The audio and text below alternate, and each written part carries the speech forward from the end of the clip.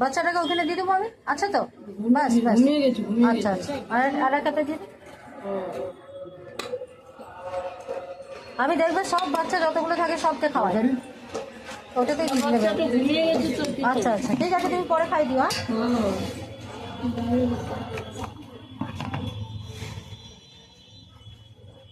আগে এটা দিয়ে দিয়ে শেষ করে দে আগে, তারপর ওকে দিবি। তরকারি টরকারি সব দিয়ে দিই, চলে যাও।